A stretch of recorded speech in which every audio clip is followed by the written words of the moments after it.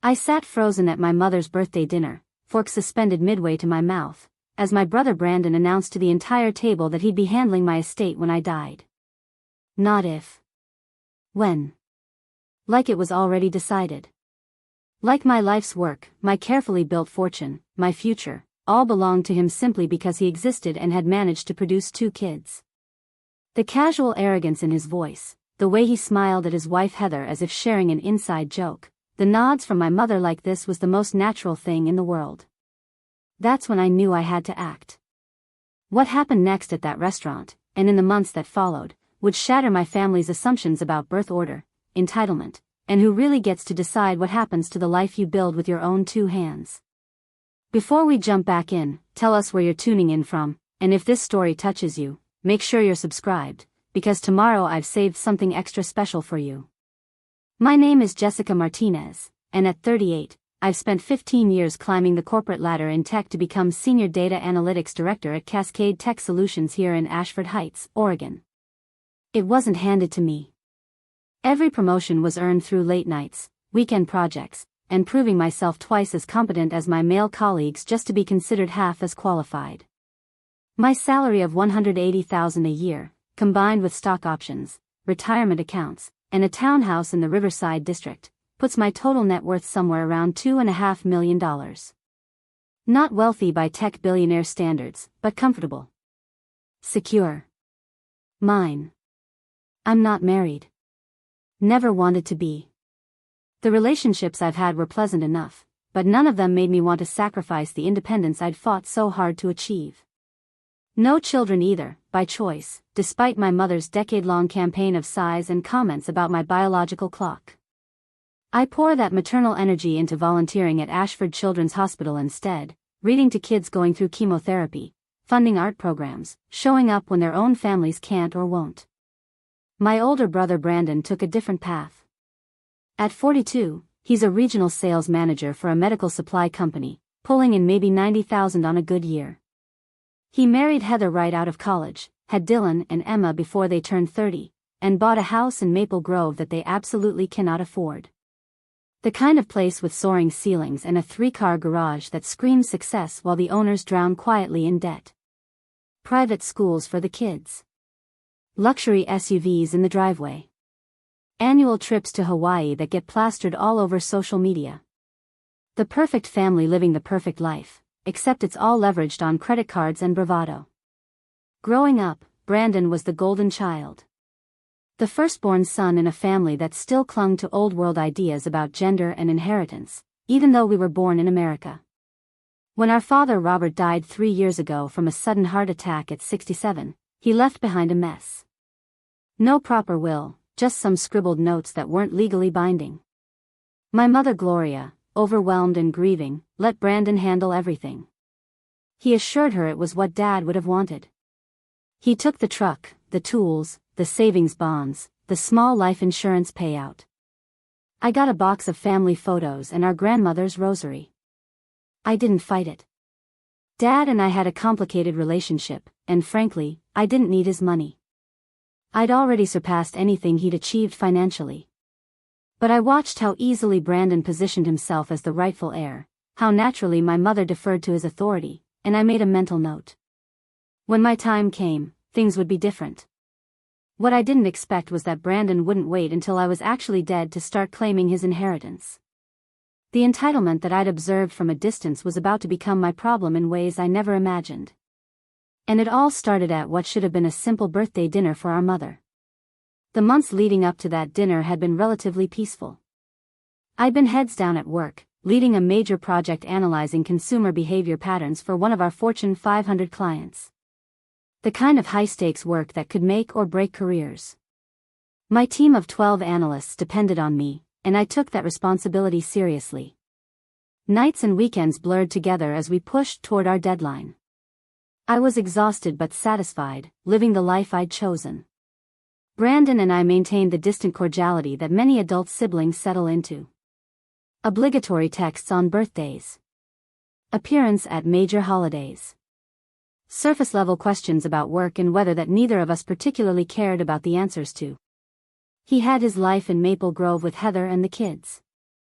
I had mine in Riverside with my work and my carefully curated independence. Our mother served as the bridge between us, calling each of us separately with updates about the other, trying to maintain the illusion of a close family. Then Mom turned 68, and she wanted something special. Not just cake at her house, but a real celebration at Maggiano's, her favorite Italian restaurant. She reserved the private dining room, insisted we all dress up, said she wanted to look around the table and see her whole family together. Given how rarely that happened anymore, I agreed. I even invited my best friend and colleague Priya Sharma, both for moral support and because Mom had always liked her. I should have known something was off when Brandon arrived 15 minutes early. He's chronically late to everything, one of those people who treats other people's time as less valuable than his own. But there he was, already seated when I walked in, wearing a suit that looked expensive but I knew he'd probably financed. Heather beside him in a dress with the tags probably still attached for the return after Instagram photos. The kids were surprisingly well behaved, probably bribed with promises of dessert. Mom beamed as I entered, gesturing to the seat across from Brandon. The table was set beautifully, candles flickering, wine already poured.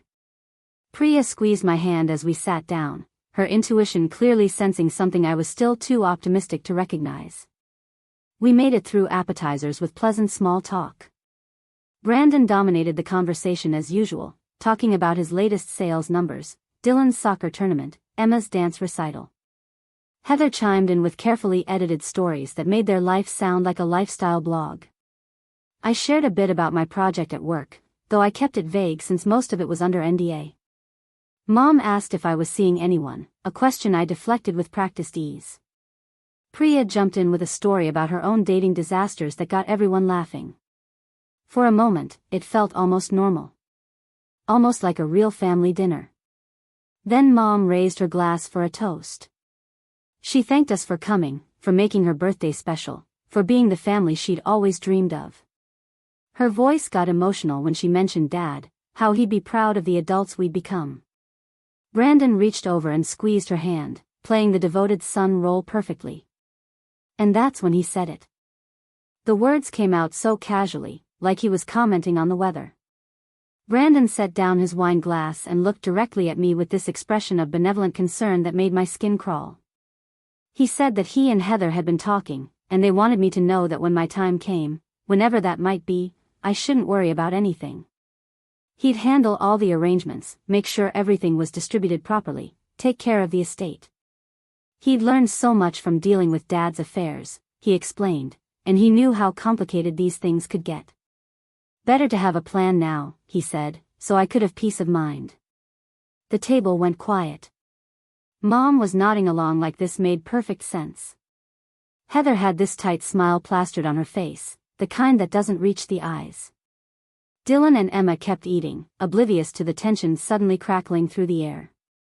Priya's hand found mine under the table, squeezing hard.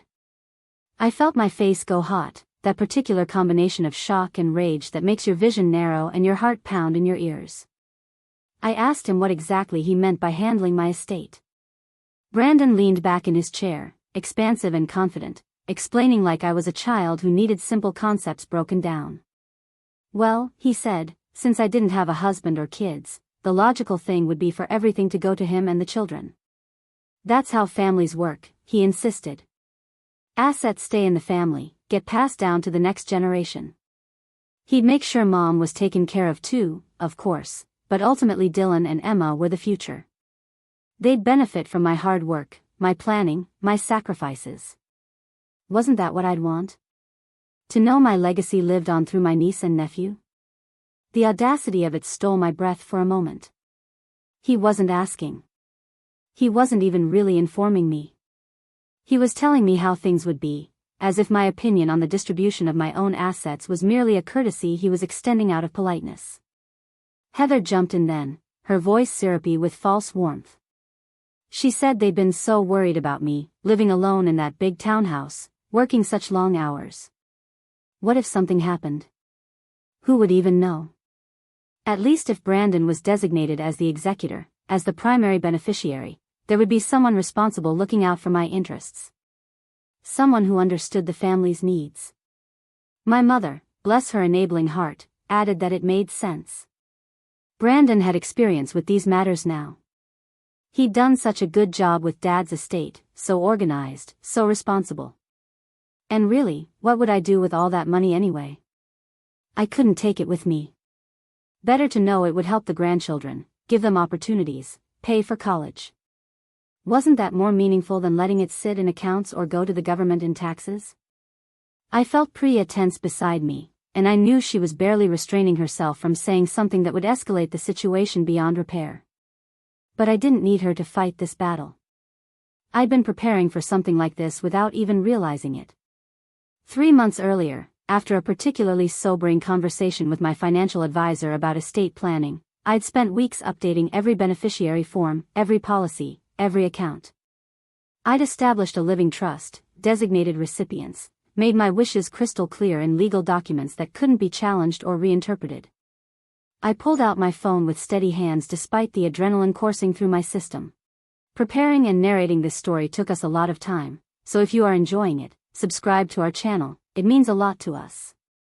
Now back to the story. I opened my secure documents folder and pulled up the beneficiary designation form for my life insurance policy. $1.2 million, and Brandon's name appeared exactly nowhere on it. I slid the phone across the table to him, my voice calm and cold. I told him he seemed to have some misconceptions about my estate planning that needed immediate correction. Brandon picked up the phone, his confident smile faltering as he read. The blood drained from his face in stages, confusion giving way to disbelief giving way to anger. Heather leaned over to look, her mouth forming a small O of shock. My mother asked what was wrong, what was on that screen, her voice rising with concern. The primary beneficiary of my life insurance was listed as Ashford Children's Hospital Foundation, with a specific designation for the pediatric oncology wing. 50% of the death benefit, $600,000, would fund a new play therapy center. I'd already met with the hospital board about it, toured the facility, talked to the kids and families who would benefit. Another 30% was split between 3 different charities I'd researched extensively. Organizations fighting childhood cancer, providing education access to underprivileged youth, supporting women in STEM fields. The remaining 20% was divided among my closest friends who'd supported me through my career, including Priya, and a former mentor who'd changed my life. Brandon's name didn't appear. Neither did Dylan or Emma. Neither did my mother. I hadn't left my family nothing out of spite, I explained as Brandon's face turned an alarming shade of red. I'd left them nothing because they'd never asked what I wanted. They'd simply assumed.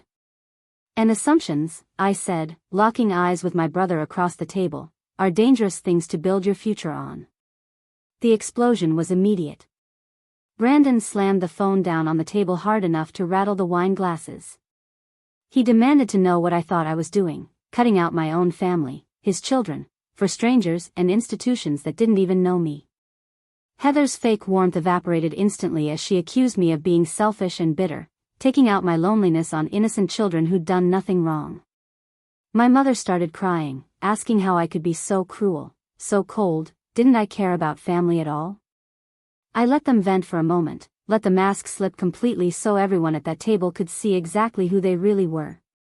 Then I calmly explained that the life insurance was just one piece. My retirement accounts, my stock options, my home, my investment portfolio, all of it had designated beneficiaries. All of it had been carefully planned and legally documented. If they'd bothered to ask me about my wishes instead of declaring their own intentions, we could have had a very different conversation. But they hadn't asked. They'd simply assumed that my life's work existed for their benefit. Brandon stood up so abruptly his chair scraped loudly against the floor. The other diners in the restaurant turned to look, drawn by the commotion. He leaned across the table, his voice low and dangerous, telling me I'd better reconsider. Family takes care of family, he said, and there were going to be consequences if I persisted in this insulting, ungrateful behavior. He'd consulted with lawyers, he claimed. He knew his rights as next of kin. I couldn't just shut him out of decisions that affected the whole family. That's when I made my second move of the evening. I opened the voice recording app on my phone, the one that had been running since Brandon first brought up handling my estate. I held it up so he could see the timer counting, see the waveform of his threats being captured in real time. I asked him to repeat that part about consequences, nice and clear for the recording. The look on his face was worth everything. Brandon's face went from red to pale in seconds as he registered the recording app. His mouth opened and closed like a fish gasping for air, searching for words that wouldn't further incriminate him. Heather grabbed his arm, hissing at him to sit down, clearly more aware than her husband that he'd just walked into a trap of his own making. The smooth confidence he'd worn like armor all evening cracked completely, revealing the desperate, entitled man underneath. My mother was still crying, but now she looked confused, glancing between Brandon and me like she couldn't understand how her pleasant birthday dinner had transformed into a battlefield. Dylan had stopped eating, his 12-year-old face showing the first awareness that something was seriously wrong between the adults. Emma asked if we were fighting, her voice small and worried. I felt a pang of guilt for exposing the children to this, but it was Brandon who'd chosen this venue, this audience, for his power play. Priya cleared her throat and suggested that perhaps the children might like to go look at the dessert display with her. Heather seized on the excuse immediately, practically shoving the kids toward the door with instructions to pick out anything they wanted. Once they were gone, the remaining adults sat in heavy silence, the ruins of what was supposed to be a celebration scattered around us in half-eaten pasta and cooling wine. I stopped the recording and saved it with a date and location stamp. Then I looked at each of them in turn before speaking. I told my mother that I loved her, but her enabling of Brandon's behavior over the years had created this monster.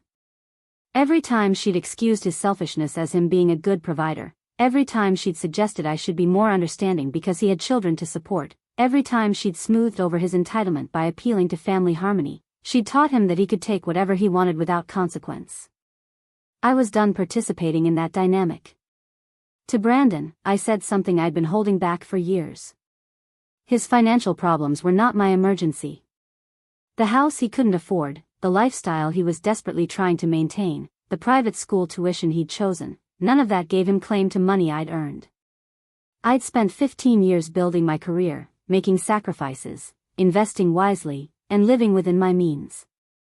He'd spent those same years making poor decisions and expecting someone else to bail him out. Our father's money had enabled him for a while, but that well had run dry, and now he'd turned his attention to mine. The ugly truth was that Brandon had been waiting for me to die. Maybe not actively wishing for it, but certainly planning for it, counting on it as a solution to his financial troubles. And that realization made my blood run cold. How long had he been thinking this way? How many conversations had he and Heather had about my estate, calculating its worth, deciding how they'd spend it? The life insurance alone would wipe out their debts and fund years of their excessive lifestyle. My retirement accounts could pay for the kids' college. My townhouse could be sold for equity or rented for income. I wasn't a sister to him anymore, if I ever really had been. I was a financial asset that he was simply waiting to liquidate. Heather found her voice then, and the sugar-sweet facade was completely gone. She called me selfish and bitter, said I was jealous of their family, their happiness, their normal life. According to her, I'd always thought I was better than everyone else just because I made more money and had some fancy job title. The truth was that I was alone and miserable, and I was taking it out on people who'd only ever tried to help me. She actually used those words. Tried to help me. As if announcing plans to divide up my assets while I was still alive and healthy was some kind of generous service. I let her finish her rant, then asked a simple question. If they were so concerned about helping me, about family bonds and proper values, why had neither of them called me in the past 6 months except when they needed something? Brandon had contacted me twice, both times asking for money he framed as loans that we both knew he'd never repay. Once for Emma's dance competition fees, once because their furnace had broken and the repair was more than they'd budgeted. I'd said no both times, which had apparently been added to my growing list of crimes against the family. My mother tried to interject, to play peacemaker, but I held up my hand. I wasn't finished. I told them that I'd also updated my healthcare directives. Brandon was not listed as my medical power of attorney. If something happened to me, if I ended up in a coma or unable to make decisions, he would have zero say in my care. That authority went to Priya, who actually knew my wishes, who'd sat with me through difficult conversations about quality of life and interventions and what I'd want if the worst happened. Brandon would be notified as family, but he'd be making no decisions. The fury on Brandon's face was almost frightening. He stood up again, this time sending his chair toppling backward with a crash that brought a restaurant manager scurrying over. Brandon barely acknowledged the man, jabbing his finger at me across the table. He said I'd regret this, that I couldn't cut family out so completely and expect no repercussions. He knew people, he claimed. Lawyers who'd find ways to challenge my arrangements. He was still next of kin, still the logical heir, and no amount of legal paperwork would change the fundamental truth that family came first. I gathered my purse and stood, Priya rising immediately beside me. I told Brandon that he was welcome to consult all the lawyers he wanted, waste all the money he didn't have on legal fees trying to overturn ironclad documents. But he should know that I'd consulted with one of the best estate attorneys in the state, that my living trust was designed specifically to be challenge-proof, and that every beneficiary designation had been witnessed and notarized. More importantly, I was recording this conversation, and his threats would be documented and shared with my attorney first thing Monday morning. My mother grabbed my arm as I turned to leave, begging me not to go like this, not to leave angry on her birthday. The desperation in her voice almost broke me, but I couldn't stay in that room another minute. I told her I loved her, that I'd always love her, but I wouldn't be bullied or manipulated into making financial decisions based on guilt. She needed to decide whether she wanted a relationship with me based on genuine affection or one based on expectations of future inheritance. Until she figured that out, I needed space. Walking out of that restaurant into the cool Oregon evening felt like shedding a heavy coat I'd been wearing for years. Priya linked her arm through mine and steered me toward her car without a word. She'd driven separately, thank goodness, because I was shaking too hard to handle a vehicle safely. We sat in her Subaru for a long moment, the restaurant's warm light spilling out into the parking lot, before she asked if I was okay. I wasn't sure how to answer. Part of me felt triumphant. I'd stood my ground, refused to be steamrolled, made my boundaries absolutely clear. But another part felt grief for the family I'd never really had, the mother who'd chosen enabling over protecting, the brother who'd valued my bank account over my life. Priya squeezed my hand and said something I desperately needed to hear. She told me that choosing yourself isn't selfish when the alternative is letting people destroy you for their convenience. We drove to her apartment in the Pearl District, a converted loft with exposed brick and tall windows. Her wife Maya was already in pajamas, working on her laptop, but she took one look at my face and immediately started making tea. I loved them both fiercely in that moment, this chosen family who asked nothing of me but friendship, who celebrated my successes without envy, who showed up when I needed them without keeping score. I filled them in on the whole disaster while we drank chamomile tea that Maya had steeped to perfection. Priya had witnessed most of it, but hearing me narrate the full context of years of boundary violations helped me process what had really happened. This wasn't just about money or inheritance. It was about Brandon's fundamental belief that my life had less value than his because I'd chosen a different path. In his worldview, unmarried women without children were incomplete, and their resources naturally belonged to those who'd fulfilled the proper roles. Maya, who worked as a social worker and had seen every flavor of family dysfunction, pointed out something I hadn't consciously recognized. Brandon's timing wasn't accidental. He'd waited until I was in my late 30s, past the age where most people who want children have had them, to make his move. He'd been watching, calculating, waiting for the window to close on my potential to have heirs of my own who might complicate his plans. The casual cruelty of it was staggering. That night at Priya and Maya's apartment stretched long past midnight as we dissected not just the dinner confrontation but years of subtle manipulation I'd normalized as typical family dynamics. Maya brought out a bottle of wine she'd been saving for a special occasion, and while this wasn't exactly celebratory, it felt significant enough to mark. We moved from the kitchen to their comfortable living room with its mismatched furniture and walls covered in art from their travels. This was what home felt like, I realized. Not the pristine townhouse I'd spent a fortune decorating, but this warm space filled with people who genuinely cared whether I lived or died beyond what they might inherit. Priya asked the question I'd been avoiding. What did I think Brandon would do next? The man we'd seen at dinner wasn't going to simply accept defeat and move on with his life. He'd built entire financial projections around my eventual death, counted on that money to solve problems that were actively drowning him. People that desperate don't just walk away when their emergency exit gets blocked. They escalate. I pulled up my phone and played back portions of the recording, listening with fresh ears to the barely veiled threats in Brandon's voice. He'd said he knew people, that there would be consequences, that I'd regret cutting out family. At the time, fueled by adrenaline and righteous anger, I dismissed it as empty bluster. But sitting in the safety of my friend's home, the words took on a more sinister tone. Maya, with her professional experience dealing with family conflict, suggested I take the threat seriously enough to at least document everything and possibly consult with someone about security measures. The weekend that followed was strange and untethered. I kept expecting my phone to ring with my mother's number, tears and guilt trips about how I'd ruined her birthday and destroyed family unity. But Saturday passed in silence. Then Sunday. The quiet felt ominous rather than peaceful, like the stillness before a storm. I spent the time reviewing all my legal documents, making copies, ensuring everything was stored both physically and digitally in multiple secure locations. My estate attorney David Richardson had been thorough, but I wanted to understand every detail myself. Monday morning brought the storm. I was barely through the door at Cascade Tech Solutions, coffee in hand and laptop bag slung over my shoulder, when my phone started buzzing. First my mother, then Brandon, then Heather, then numbers I didn't recognize.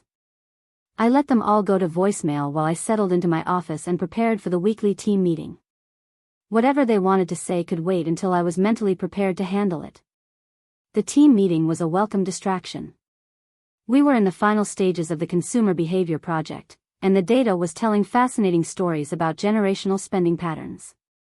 My analysts had done brilliant work, and I found myself genuinely engaged in discussing visualization strategies and presentation flow. For 2 hours, I was just Jessica the director, not Jessica the family disappointment who dared to control her own assets.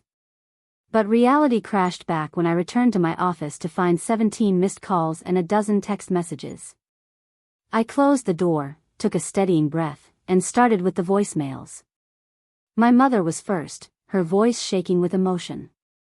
She begged me to reconsider, to think about what I was doing to the family, to remember that blood is thicker than water.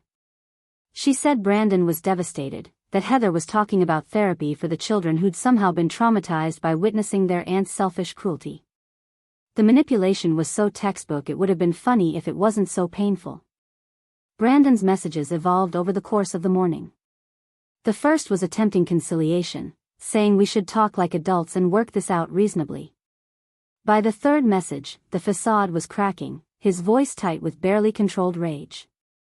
The final voicemail was just heavy breathing and then a single sentence that made my blood run cold. He said I'd forced his hand and I'd only have myself to blame for what came next. I saved every message, backed them up to cloud storage, and then called David Richardson. His assistant put me through immediately when I said it was urgent. David listened without interruption as I summarized the dinner confrontation and played him the most concerning voicemails. When I finished, there was a long pause before he spoke. His voice was measured but serious when he told me that while the threats weren't specific enough for a restraining order yet, they were absolutely concerning enough to document and report. He recommended I file a police report to create an official record, even if nothing came of it immediately. The idea of walking into a police station and reporting my own brother felt surreal, like admitting that my family had deteriorated beyond any possibility of normal function. But David was insistent. He'd seen estate disputes turn ugly before, he said. Money did strange things to people, and when someone felt entitled to assets they'd already mentally spent, the desperation could become dangerous. Better to have documentation in place if the situation escalated than to wish later that I'd taken early warning signs seriously. I drove to the Ashford Heights Police Department during my lunch break, the recording and voicemails queued up on my phone. The officer who took my statement was a middle-aged woman named Sergeant Patricia Valdez who'd probably heard 1,000 family dispute stories but listened to mine with professional attention.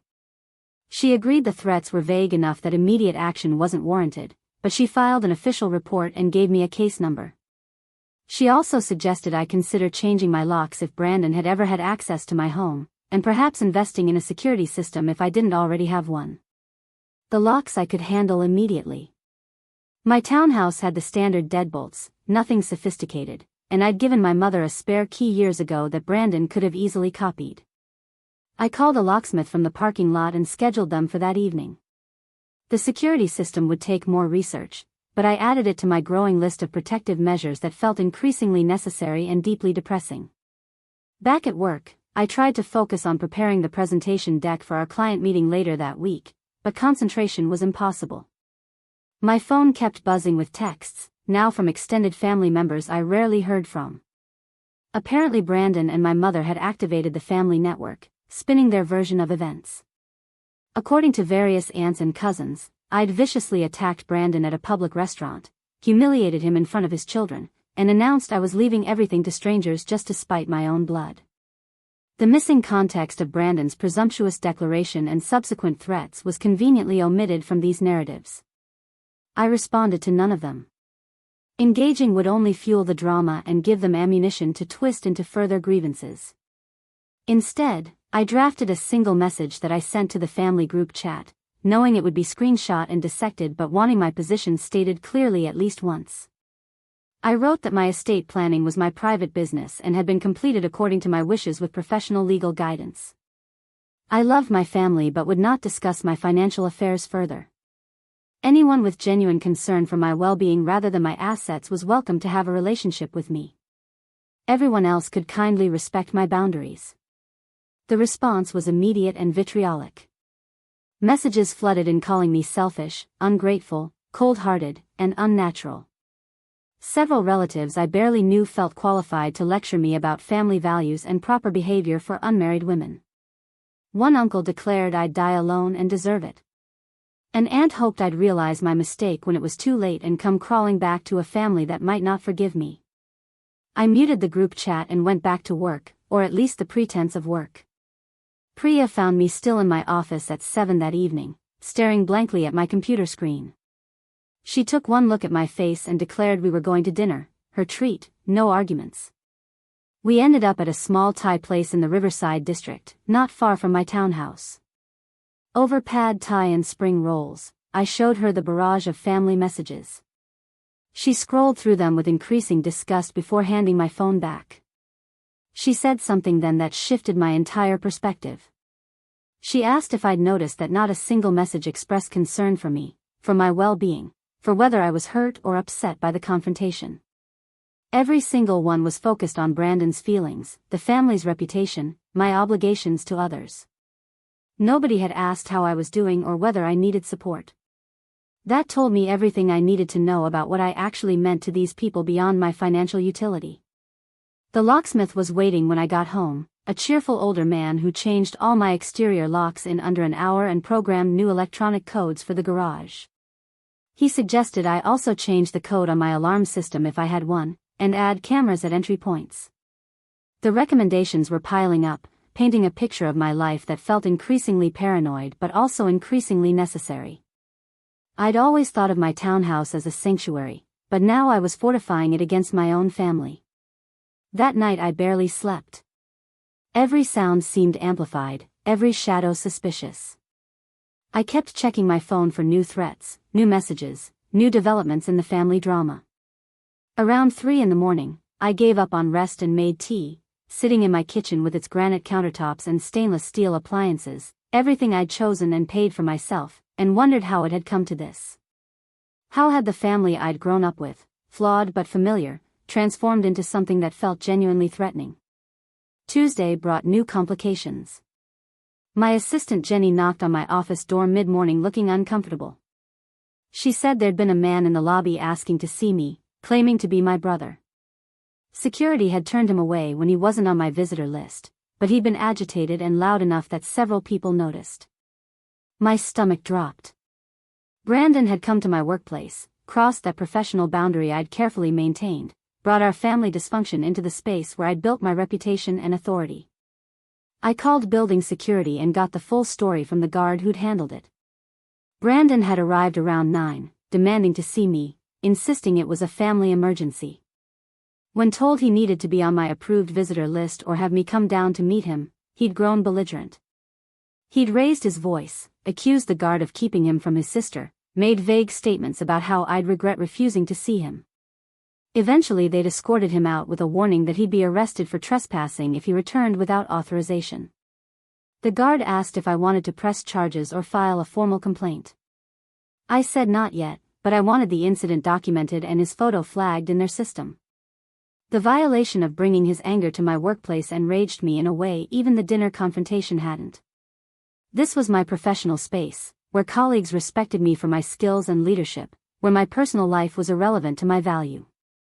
Brandon had tried to poison that, to embarrass me, to leverage my professional reputation as pressure to give him what he wanted. It was calculated and cruel, and it told me that my brother was not going to let this go quietly. I called David Richardson again and updated him on the workplace incident. His concern was audible over the phone. The behavior was escalating, he said, from verbal threats to physical presence at my place of employment. He strongly recommended I consider a restraining order now, before Brandon did something that couldn't be undone. He also suggested I inform my HR department about the situation, so they could be prepared if Brandon returned or if the family drama affected my work in other ways. The conversation with HR was humiliating. I'd spent 15 years building a reputation as a consummate professional, and now I was sitting in a conference room explaining that my brother might show up and cause problems because he felt entitled to inherit my money. The HR director, a compassionate woman named Linda Chen, assured me they'd dealt with similar situations before and would support me completely. She updated my security clearances, notified the front desk staff, and offered to connect me with the company's employee assistance program if I needed counseling or legal support. Walking back to my office, I felt the weight of judgment from colleagues who'd witnessed or heard about Brandon's scene.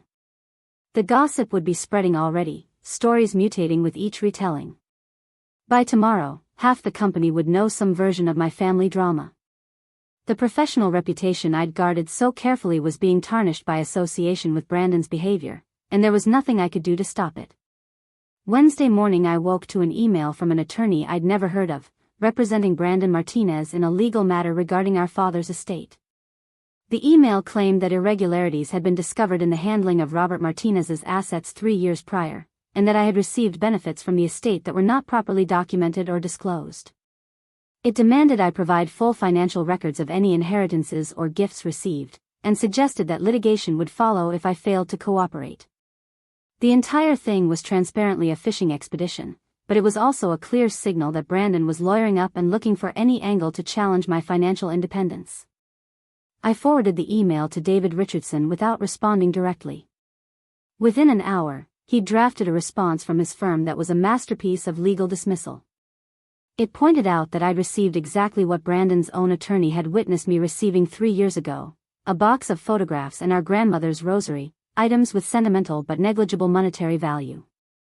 All estate assets had been distributed to Brandon with my full knowledge and consent, documented in writing. Any attempt to relitigate a settled estate would be frivolous and potentially subject Brandon to sanctions for harassment. David sent the response and copied me, his covering note suggesting that this was likely just an intimidation tactic but we should remain vigilant. The rest of that week passed in an exhausting blur of work responsibilities and family crisis management. Brandon's attorney sent 2 more increasingly desperate emails, each one probing for different angles. Had I received life insurance proceeds? Had our father given me gifts in the years before his death? Had I been named on any bank accounts? David batted each inquiry away with documentation showing I'd received nothing, owned nothing jointly, had been financially independent from my parents since college graduation. The paper trail was clean because I'd genuinely never taken money from them, a fact that seemed to frustrate Brandon's legal fishing expedition. By Friday, I'd made decisions that a month earlier would have seemed unthinkable. I hired a private investigator, the same Torres that David recommended for estate cases, to look into Brandon's finances. If he was going to weaponize lawyers against me, I wanted to understand exactly how desperate his situation was and what might be motivating his escalation. I also installed a comprehensive security system in my townhouse, complete with cameras covering every entrance and motion sensors that would alert me to any unexpected presence. The installation technician asked if I was worried about break-ins, and I told him I was worried about family, which he said he understood better than I'd think. Torres called me Monday afternoon with preliminary findings that were somehow both surprising and completely predictable. Brandon wasn't just in financial trouble, he was drowning. The mortgage on the Maple Grove house was 3 months behind. Credit card debt totaled $90,000 across 7 cards, most of them maxed out. The private school had sent notice that Dylan and Emma would be withdrawn if tuition wasn't paid by the end of the month. Both luxury SUVs were financed at predatory interest rates and one was facing repossession. Heather had a shopping addiction documented across multiple retail credit accounts. Most damning, Brandon had taken out a personal loan 6 months ago for $50,000 at 20% interest, the kind of loan only desperately poor credit gets, and it was already in default. Torres had also found something else, something that made my skin crawl. Brandon had attempted to take out a life insurance policy on me 4 months ago, listing himself as beneficiary. The application had been rejected because I hadn't signed the required consent forms and the insurance company had flagged it as potentially fraudulent. Brandon had apparently thought he could forge my signature or somehow push the policy through without my knowledge. The fact that he tried this months before the dinner confrontation meant his planning had been longer and more calculated than I'd realized. I sat in my office staring at Torres's report, truly understanding for the first time that my brother had been actively hoping for my death, planning for it, trying to profit from it. This wasn't just entitlement or greed. This was something darker, more predatory. I called David immediately and we spent 2 hours strategizing. The attempted insurance fraud was potentially criminal. Combined with the threats, the workplace harassment, and the frivolous legal challenges, we had grounds for a restraining order and possibly criminal charges. That evening I met with Sergeant Valdez again, this time with Torres's report and David's legal analysis. She reviewed everything with increasing concern, her professional demeanor cracking to show genuine alarm.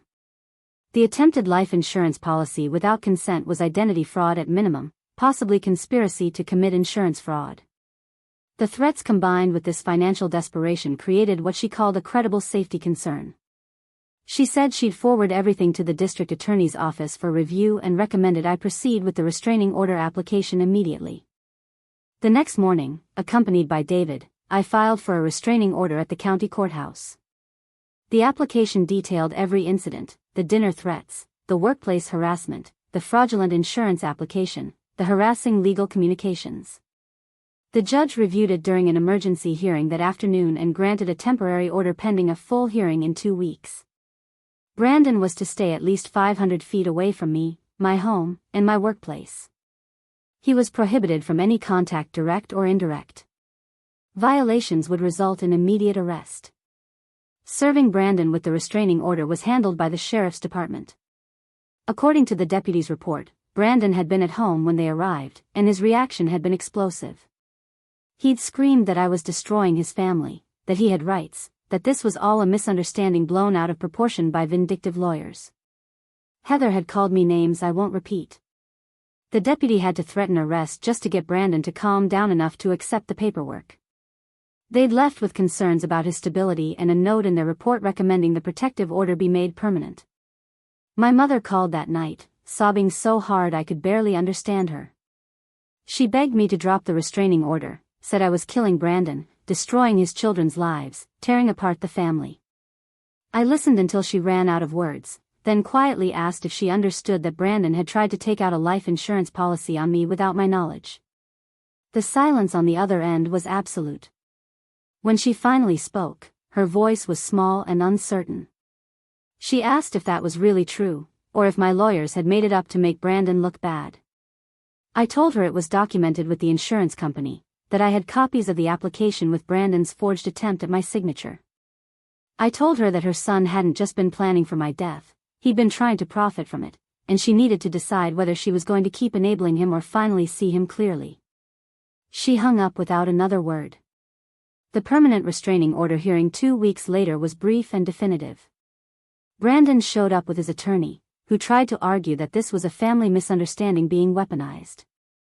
David presented our documentation methodically, the threats, the fraud attempt, the escalating harassment.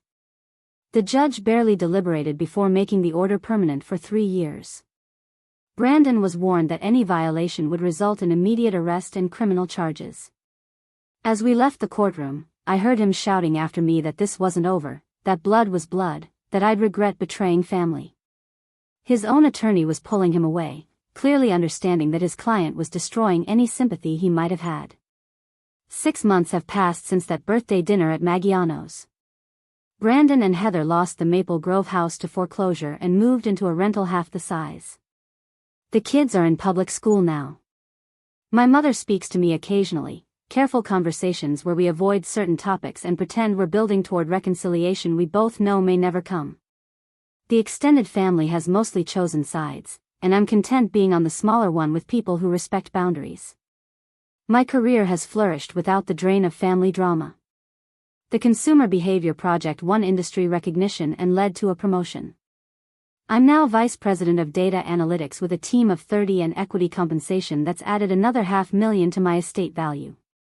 I've updated my beneficiary forms again, adding more charities and causes I care about, ensuring my legacy reflects my values rather than accidents of biology. The foundation I established in my will is called the Independent Legacy Fund, supporting women building lives outside traditional family structures. It'll be funded by 70% of my estate, roughly $2 million when everything is tallied.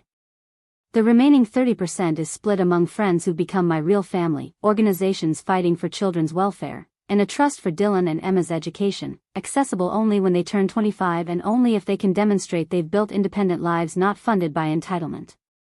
I sleep well now in my secured townhouse, knowing that what I've built is truly mine and will serve purposes I believe in. Brandon still sends occasional messages through third parties, always some variation of how I'll die alone and bitter. He doesn't understand that I've never been less alone, surrounded by people who love me for who I am rather than what they can extract from me. And bitter? No. I'm liberated. Last week I met with the board at Ashford Children's Hospital to finalize plans for the pediatric wing that will bear my name after I'm gone. Walking through the current facilities, seeing the children fighting battles they didn't choose, their families struggling with impossible circumstances, I understood what legacy really means. It's not about passing wealth to people who share your DNA. It's about making the world fractionally better for those who'll come after you. Brandon thought he could handle my estate because he assumed my life was his to manage. What he never understood is that my estate, my legacy, my choices have always been mine to make. And I've made them thoughtfully, deliberately, in alignment with values he'll never comprehend. When my time comes, whether that's next year or in 40 years, I'll leave behind something meaningful. He'll leave behind debts and resentment and children who'll hopefully learn from his mistakes. That's the real difference between us. I built a life worth living. He just waited around hoping to inherit one. Up next, you've got 2 more standout stories right on your screen. If this one hit the mark, you won't want to pass these up. Just click and check them out.